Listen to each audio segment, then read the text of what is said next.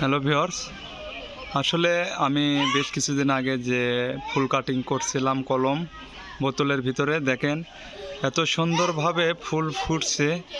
আসলে বাদবাকি ফুল এখনও ফোটে নাই, যেগুলো আমি কলি ছিল ওই কলিগুলো যখন আমি কাটিং করছিলাম, ওই কাটিংগুলোর কলিগুলো কাটে দেওয়ার কারণে ওগুলোতে কলি আসতে দেরি হচ্ছে।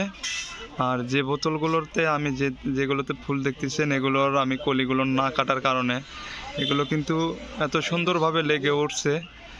আসলে দেখতে পাচ্ছেন, আসলে হয়তো আমার টিন শেড বাড়ি, কিন্তু আমি এগুলো খুব পছন্দ করি।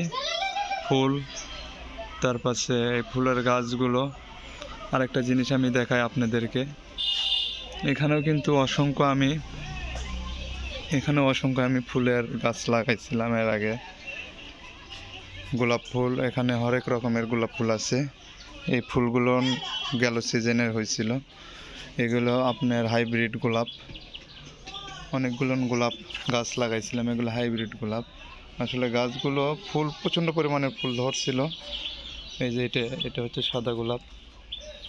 তো আসলে একজন যারা ফুলকে ভালোবাসে তারাই কিন্তু এগুলো করতে পারবে। আমি এই ফুল গাছ লাগানোর জন্য আমি আলাদা করেই, দেখেন এত সুন্দরভাবে আমি হয়তো মধ্যবিত্ত ঘরের ছেলে, হয়তো আমার টিন শেড বাড়ি ঘর, তার পাশেও আমি চেষ্টা করি সৌন্দর্য করে রাখার জন্যই চেষ্টা করে রাখি। দেখেন এত সুন্দরভাবে ফুলগুলো ফুটছে। আসলে যখন একটা মানুষ দরজার সামনে আসে, এই ফুলগুলোর চোখ পড়ে, ফুলগুলোনই কিন্তু চোখ পড়ে। দেখেন।